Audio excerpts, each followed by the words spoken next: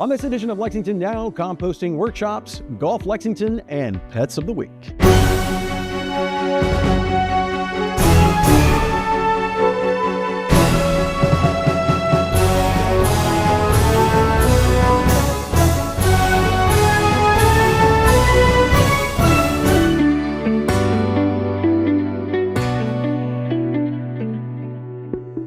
I'm Neil Noah, and welcome to Lexington Now for the week of March 2nd, 2026. Lexington is hosting a series of composting workshops this spring, and Seth Holbrook has some composting tips and ideas on how to get involved.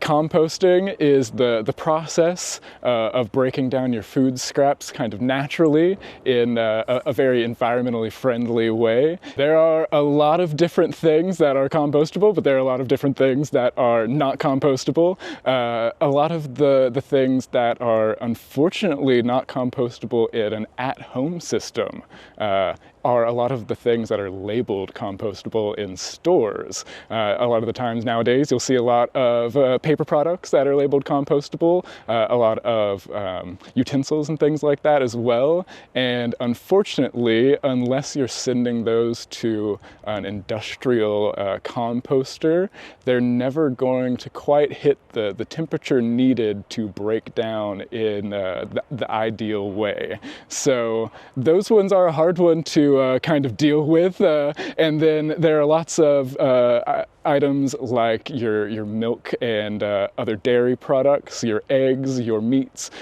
Those are all items that, while food and while technically compostable, are also in the same situation. A lot of those paper products where it's all about temperature, and so you got to hit those right temperatures to get things broken down properly and timely. The big issue is just the fact that a lot of pests will get in there before you can get everything to that right temperature and broken down all the way. There's a real kind of baseline level of science that goes into composting where you're combining carbons and nitrogens into the perfect ratio that when kind of all heaped together in a perfect pile where you get the right combination of weight as well, you start to break down all of the different kind of mixture of things that you've put in into what is essentially going to just be soil. If you're ever out and about in the woods and things like that, you see leaves breaking down into dirt. It's essentially the exact same process, but very, very controlled in a way that you get things in a timely manner and in something that gives you a lot of nutrients that can then be used in your garden. There are definitely plenty of concerns that people have before they want to dive into composting. One of the biggest things is trying to make sure that they even create enough waste to get into composting itself. I've kind of mentioned that weight and the combination of materials that you're putting into things is very important. And there are some different ways that you can make sure that you're going to be outputting enough to actually create a usable material. Some of that can be something like the size of the composter that you're using, or the type of composting that you're doing. Space is another big one. You typically will need some outdoor space to do different things. But again, it just depends on the kind of composter that you're purchasing. Tumblers up off the ground can often be helpful for a lot of apartment dwellers or things like that. Don't have to pin it onto a ground surface out in a yard or anything like that. Same with the vermicomposters that I mentioned. Those are quite small and can be kept just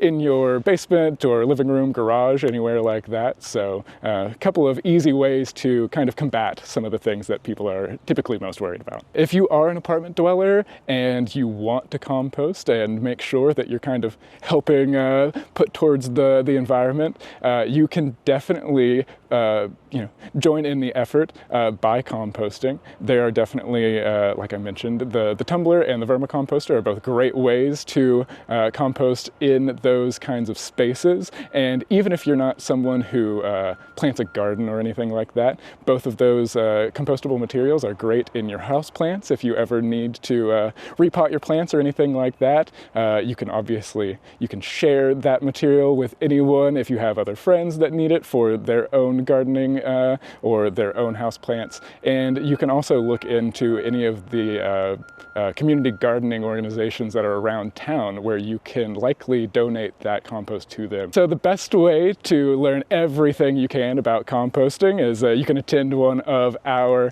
upcoming community workshops. We have 6 different community workshops held across March and the first week of April this year.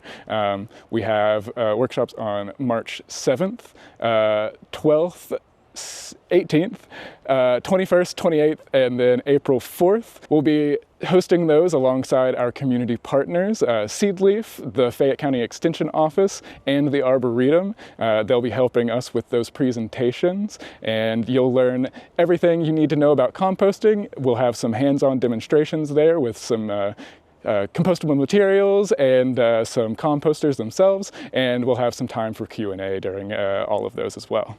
Any Lexington resident who comes out and completes a workshop with us will get a $50 subsidy towards a purchase from the online compost store that is featured on our webpage at lexingtonky.com/compost. Registration for the workshops can be found there. Registration is required for the workshops. There's a limited number of seats throughout all of the different available workshops, but any and all information can be found right there. Golf Lex is gearing up for the 2026 season, and we caught up with Justin Mullenix for the details. My name is Justin Mullenix. I'm the Golf Services Manager for the Lexington Parks Department, Play Golf Lex. I oversee all 5 of our facilities and all of our operations, which include Meadowbrook Golf Course, Lakeside, Tates Creek, Gabe Brewer Jr. Course at Pickett-Home, and Kearney Hill Golf Links. So, well, they're all open except for Meadowbrook. Meadowbrook is our par 3 course. It's on Wilson Downing Road, located in behind Southern Middle and Elementary School. It opens on March 2nd, so a week from today. So like I said, Meadowbrook Golf Course is a par 3 course, great place for kids, great place for beginners, people that maybe just want to work on their short game. Perfect place to do that. Also, the other thing is par 3 course, you can get in and out of there in about 2 hours. So if you're looking for something just quick, based on time, that's your place to go. Kearney Hill Golf Links, that is our Pete Dye Championship 18-hole facility. We've hosted a lot of major events here nationally. Used to host a Senior PGA Tour, hosted U.S. Women's and Men's National Pub Link. Tates Creek Golf Course is one of our older courses. It was one time a country club here in town that the city purchased, and it is a older golf course, very tree-lined, tight facility. Pickett-Home Golf Course on Harrisburg Road used to be the old Campbell House Hotel golf course. Turns 100 years old next year. It's one of the oldest courses in the state of Kentucky. Beautiful neighborhood kind of golf course, parkland golf course.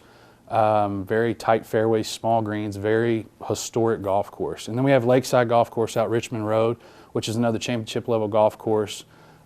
Parkland golf course again, sits right there next to Jacobson Park. Once again, tree-lined, large greens, very player-friendly, but it's a lengthy golf course, but it's also probably our busiest and most popular one. We do camps and clinics throughout the entire summer. They start at the end of April and go all the way through September. So if you're looking to learn how to play golf or you're wanting to play competitive golf, go to that website.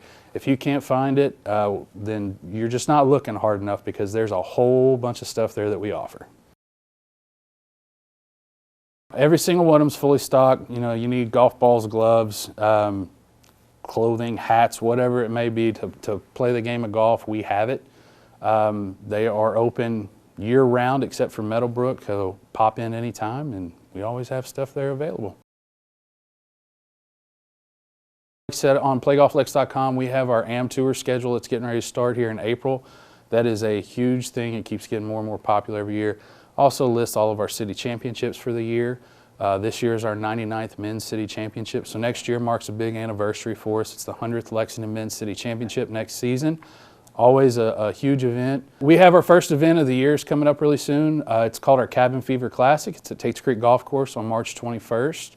The other thing that we have going on is this Wednesday, all of our registration for junior golf starts. So all of our camps, our junior tour, our PGA Junior League is actually signed up for the spring in full, but we have summer and fall registration will be opening up soon. But if you're interested in getting your kid into summer junior camp, Registration opens up Wednesday morning. So playgolflex.com is where you can find out all your information. If you want to make tee times there, you can as well, or you can call any of the pro shops, and all their phone numbers are on our website.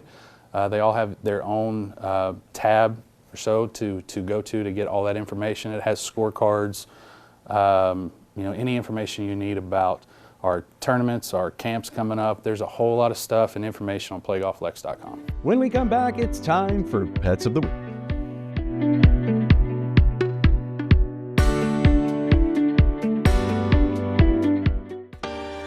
Lexington, Kentucky, a city known for its beauty, tradition, and unbridled spirit. You can take in the beautiful scenery in one of the country's most historic and top-rated cities.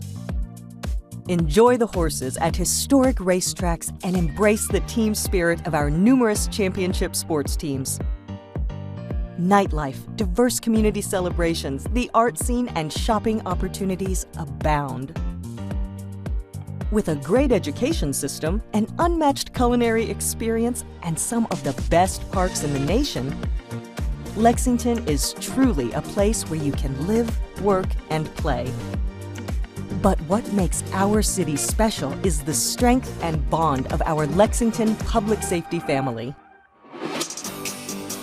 Our public safety family is made up of 5 dedicated teams, each working with pride and a deep commitment to our community. The Lexington Police Department is here to protect us with honor and professionalism. Lexington Fire and Emergency Services is always ready to respond with bravery, care, and compassion. Our 911 operators are the calm, reassuring voices you hear in times of crisis, getting you the help you need. Emergency Management, working hard to make sure our city is ready to respond regardless of the challenge. And the Division of Community Corrections plays a vital role in both keeping the city safe and helping our residents rebuild and thrive. These 5 divisions come together to form Lexington's public safety family, a network of strength, integrity, and service. Each role is essential to protecting Lexington and making our city a safer and better place to live, work, and play. When you join the Lexington Public Safety family, you're choosing more than just a career. You're becoming part of a community. Here, you'll find a place where your work makes a difference and where you can enjoy life to the fullest.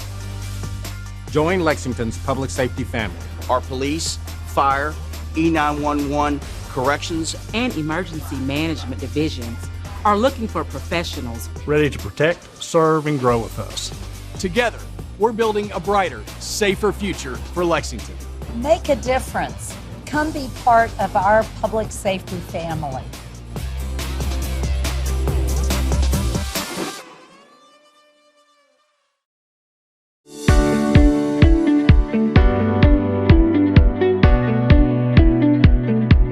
Welcome back to Lexington Now. Randy once again has the week's adoptable pets. Hey everyone, welcome to this week's Lexington Fayette County Adoptable Pets from Lex TV and the Lexington Humane Society. Oh, would you look at Darling, available for adoption, a female, approximate age 7 years old, looks like a pit bull mix. Does well with other dogs, also does well in apartments, does well with children, yes, over the age of 10. Check out Darling at the Lexington Humane Society. Oh, would you look at Dennis? A male, approximate age is 2 years old, looks like a German Shepherd mix, mature size is large, does well with other dogs, please meet and greet required. Does well in apartments, also does well with children. Check out Dennis at the Lexington Humane Society. Oh, we have Doug. Look at Doug, a male, approximately 2 years old. Looks like a Shepherd Hound mix. Does well with other dogs, absolutely. Also does well in apartments and also does well with children. Check out Cute Doug at the Lexington Humane Society. Thanks for watching these adorable and handsome pets, available at LexingtonHumaneSociety.org from Lex TV and the Lexington Humane Society.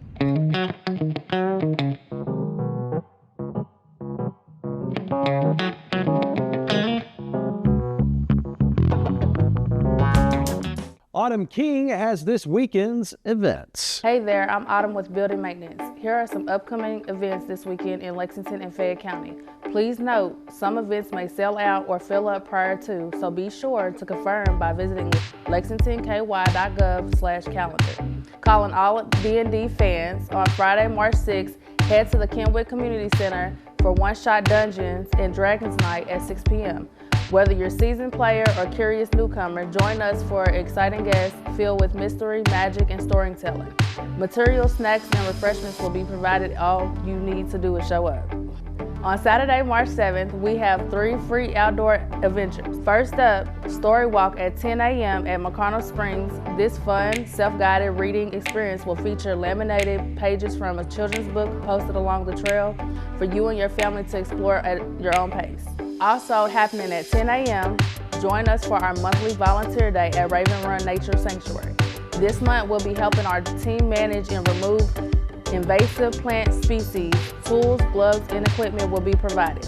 Register on our website and be sure to dress for the outdoors. Another option for you at 10 a.m. is Junior Naturalist Watersheds at Kelly's Landing. Kids in grades K through 5 will learn how to protect our local watersheds and all about the Kentucky River through interactive lessons. Register is required. I'm Autumn, and that's just some of the things going on this weekend in Lexington and Fayette County. You may need to pre-register for some of these events. For more events and more information, be sure to visit lexingtonky.gov and click the calendar tab at the top. Thanks for watching, and we'll see you next week. Autumn returns with this week's meeting coverage. Hi there, I'm Autumn with Building Maintenance. Here's our current live meeting schedule for this week, March 2nd, 2026 for Lex TV. Remember, you can watch all our live meeting coverage on LEX TV channel 185 and always online at lexingtonky.gov. First up on Tuesday morning, March 3rd at 9:30 is the Public Art Commission meeting. And then at 1 p.m. in the afternoon, watch the Environmental Quality and Public Works meeting. And then later at 3, watch the Council Work session. On Thursday morning, March 5th, watch the Planning Commission Subdivision Subcommittee meeting at 8:30, followed by the afternoon session of the Planning Commission Zoning Subcommittee meeting at 1:30. And wrapping up the week, watch the Stormwater Stakeholder Advisory Committee meeting Friday morning at 9. That's our current live meeting schedule for Lex TV for the week of March 2nd, 2026. Watch all of our live meeting coverage on Lex TV, channel 185, or always online at lexingtonky.gov. And click the Lex TV tab at the top. I'm Autumn, and we'll see you next time. That's all for now, but as always, you can keep up with us on social media, check out the latest traffic updates on X at LexRex, or catch our live traffic cams on lexingtonky.gov. For all of us at Lex TV, I'm Neil Noah, and that's it for now.